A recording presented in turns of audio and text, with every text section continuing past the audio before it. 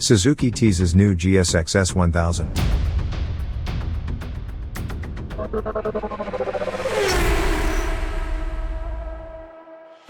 Welcome to the MOTORCYCLES.NEWS. Do not forget to subscribe to the channel to get the most important motorcycle news every day. With a video on YouTube, Suzuki teases a new GSX-S 1000. The presentation is to follow on April 26th. A few innovations can already be seen in the video, although not really much of the motorcycle can be seen yet. Like currently many other motorcycles, the GSX-S 1000 gets winglets, which provide more downforce at the front. The tank and the rear seem to have been revised. The new headlight now uses LED technology. It consists of several light units, two of which are in the shape of a Superman logo that has been stretched out a bit in width. Further information about the new Suzuki GSX-S 1000 is not yet available.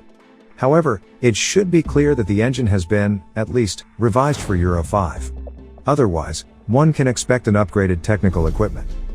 We will find out more information at the latest at the online presentation on April 26th. Thanks for watching.